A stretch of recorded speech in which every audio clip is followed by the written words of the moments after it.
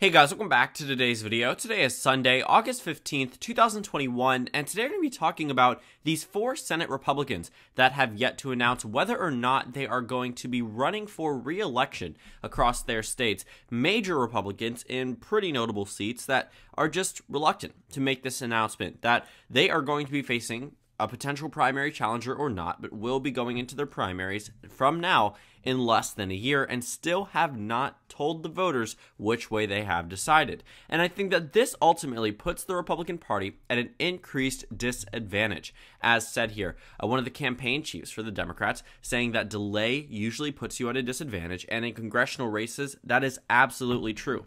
You see, while many of these incumbents could technically just walk onto the primary a month before, announce their bid for re-election, and win that primary and potentially do well in the general election, it's a lot less likely of a chance than if they had an extra year to campaign. Democrats across states such as Wisconsin, Iowa, that have been really focusing on this race have been actively campaigning, actively fundraising, and as the numbers show, none of these candidates, none of these 4 potential Republican senators running for re-election have raised a lot of money. In fact, compared to some of their Democratic challengers, have sometimes raised less money, even as incumbent Republicans. And I know it might be weird to think about an incumbent raising money when they're not running for re-election, but they almost always do. But in this case, specifically speaking, because of these incumbents and because of their previous popularities, I'm very surprised that they have not announced that they're running for re-election. But there are some special cases, and we'll talk about each individual one. So first, we're going to go ahead and characterize all of the states right now that currently have Republican and Democratic senators, just so you can sort of see where the map stands today if we were to just classify all of the retirements all in one. Right. So the United States Senate is 50-50. We know that Republicans have control of certain regions of the country and Democrats have control as well. Well, some of the first major retirements actually come from states that either used to be competitive in the Senate elections or will be competitive in 2022. I'll start off by saying that the states of North Carolina and Pennsylvania will likely be competitive in 2022 and have a retiring incumbent, Richard Burr in North Carolina and Pat Toomey in the state of Pennsylvania. Moving over to the neighboring state of Ohio, another battleground state that is going to be up for re-election with an open seat, not up for re-election, up with an open seat in 2022. Wasn't competitive in the Senate race in 2016, but very well can be in 2022. Then you have Alabama, which Democrats really aren't focusing on. They're not going to see some type of Doug Jones moment again. And then you have the state of Missouri, where Roy Blunt, who actually only won re-election in 2016, keep in mind Donald Trump won the state by over 15 points on this ballot, won by 2.8% in 2016. Had Donald Trump not been on that ballot, I question whether or not Roy Blunt would have actually been able to hold on to his Senate seat, considering that Donald Trump really revolutionized the state of Missouri for the Republican Party. So that is the number of retirements so far. You have 5 retirements, all from the Republican Party, 0 from the Democratic Party. In fact, every single Democratic incumbent has announced that they are running for re-election, with the exception of Patrick Leahy from Vermont. And you know well that Vermont is not a competitive state. It may have a Republican governor, but will certainly not have a Republican senator after 2022, regardless of what Patrick Leahy decides to do. And we've seen numerous indications that he's deciding to potentially run for that seat, but really it's totally inconsequential.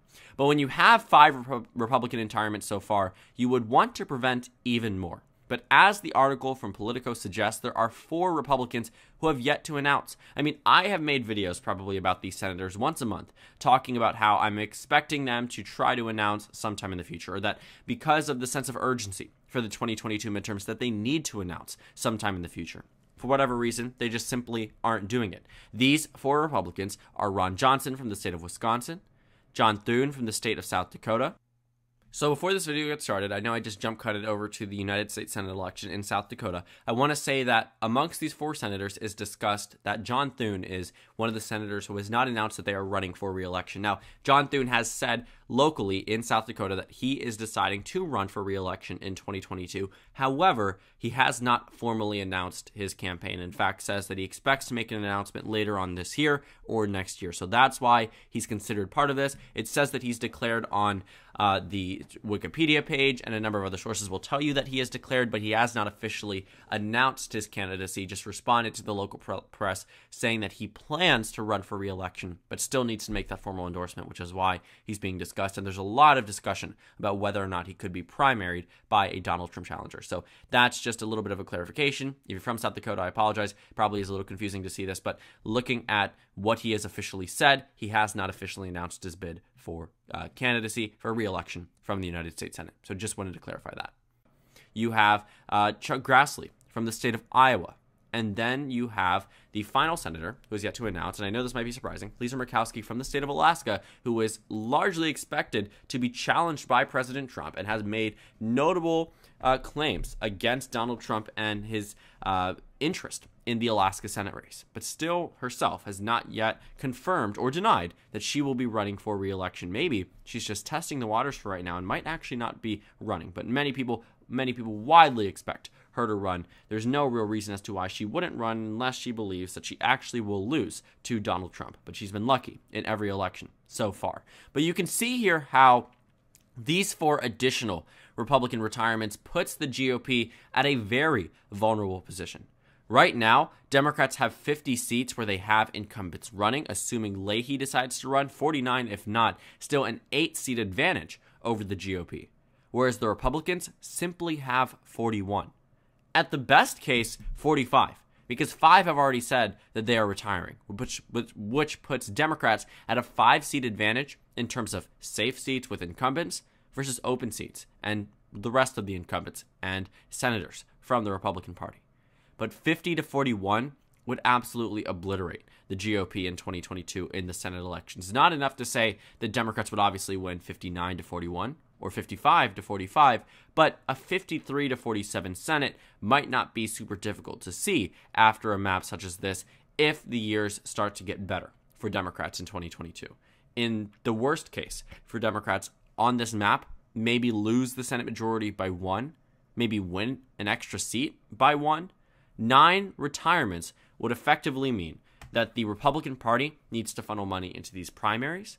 They need to pick and choose. The NRSC needs to find a new candidate to back, which will be very trying considering they don't seem to agree with President Trump on a couple of things. And if a couple of things spiral into more, it may end up with conflicting primaries and infighting within the Republican Party. But with the 9 retirements, that means there will be numerous open seats, which Democrats will be able to try to swoop in and say, you've had a Republican senator here for how long? Joe Biden did well in your state in 2020, or maybe now it's time for a new opportunity for another type of United States senator. I mean, as recently as 2010, South Dakota had a Democratic senator. As recently as 2018, Missouri had a Democratic senator. Recently as, other elections, Democrats have been lucky to have seats in a number of these states. In Alaska, they have had a Democratic senator as recently as 2014, really 2015, if you talk about the time when they actually leave office. For Democrats in the United States Senate, they've had senators since 2014 in North Carolina, 2021 since Alabama, right? Obviously, Alabama's not really in play, so we don't really need to talk about that one, but for most of these seats, there are Democrats in Wisconsin, Pennsylvania, Ohio. They came close in Iowa. They've been in Iowa as recently as 2014.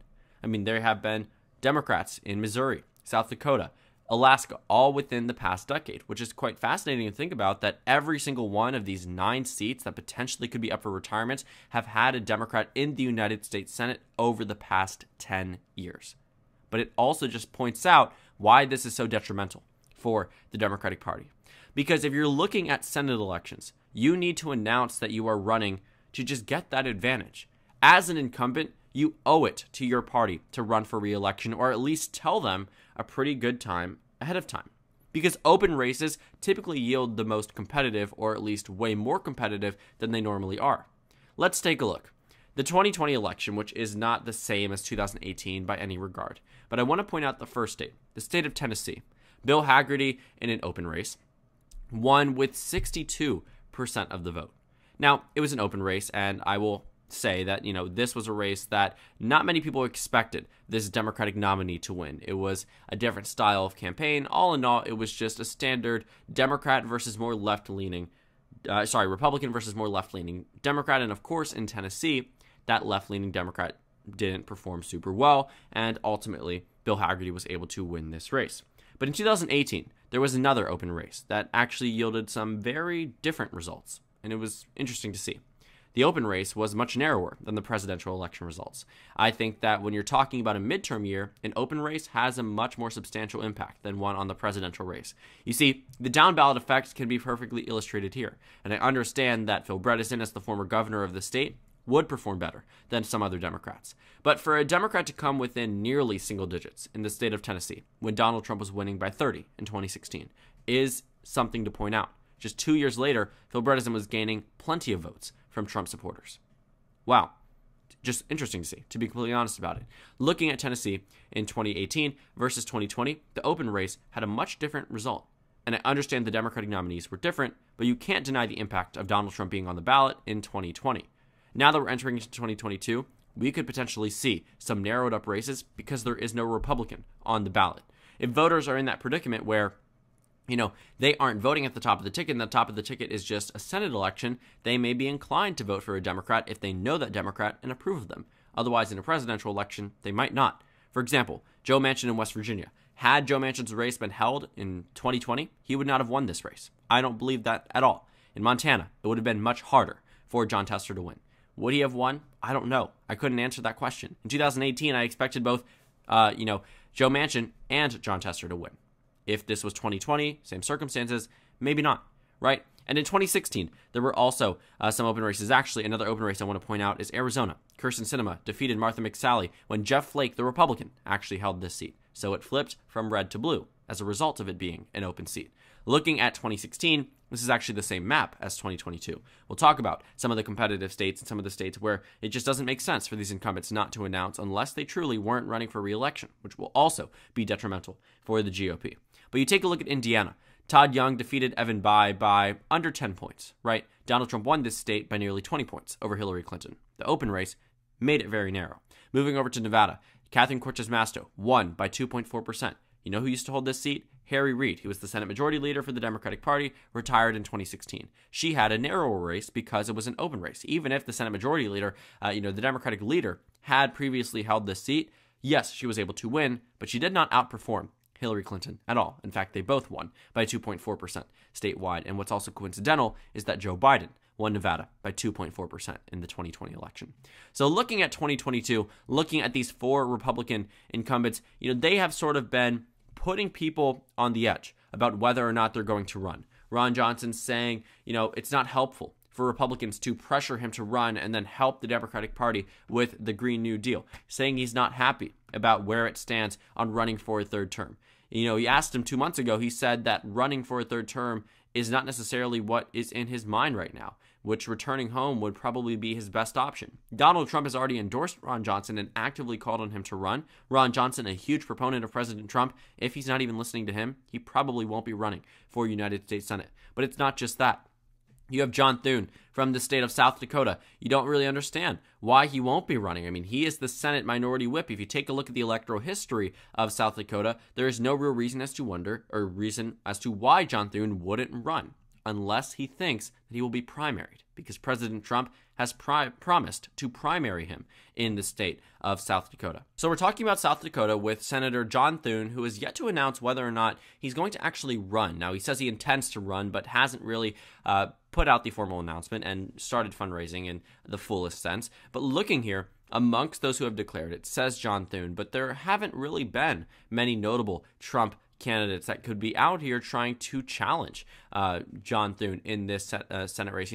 What's happening with him as the Senate Minority Whip, he has a lot of political power, and it wouldn't necessarily be, not necessarily right, but not necessarily the best idea for Republicans to focus their efforts on an otherwise very safe state. But it's just interesting to see. I mean, you have Ron Johnson in Wisconsin, John Thune in the state of South Dakota, and then when you go over to Lisa Murkowski and also Chuck Grassley in Iowa, I mean, first things first, Grassley, the only reason he has yet to announce is because he is one of the longest-serving senators in United States history from the state of Iowa. I kid you not, you take a look at how long he has been in politics, he has represented the state of Iowa in one way or another for a third of the state's entire history.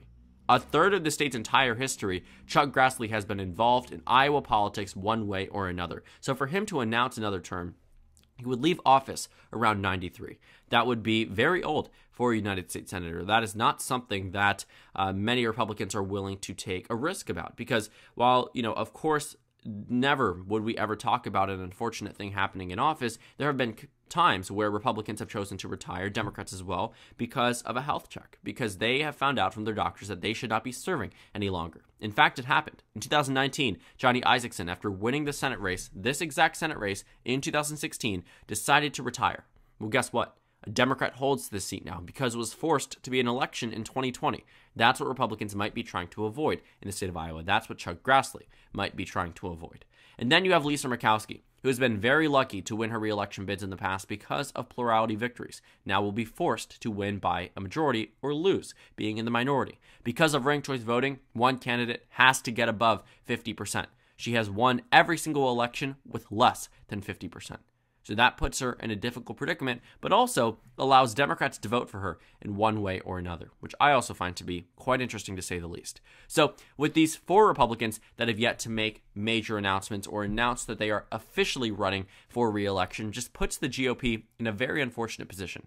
They need to announce for the sake of the Republican Party because 1, open seats never help anybody, and 2, they are missing out on valuable campaigning time. Democrats have already focused on states such as Iowa or Wisconsin or, around the nation, looking at where they're going to go. With the immediate announcements of Pat Toomey and Richard Burr announcing their retirements, Democrats flocked to Pennsylvania. They flocked to North Carolina to run. They flocked to Ohio, right? They are focusing heavily on these Senate races because they are open seats and are thus much more competitive than some other seats. Democrats being at 50 or potentially even the worst case of 49 puts them in still a very powerful position over the GOP.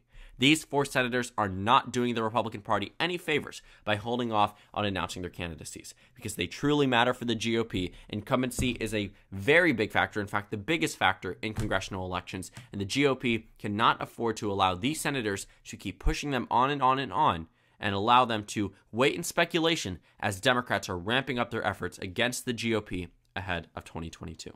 So thank you guys so much for watching this video. Make sure to comment down suggestions below. Subscribe on the left if you haven't already, and check out the Instagram and Twitter. At the bottom left of the screen, there's also a Discord server for you to go ahead and join. On the screen, there's a video you can watch, and then a playlist for my 2022 Senate election analysis videos. Again, thank you guys so much for watching, and I will see you all later today.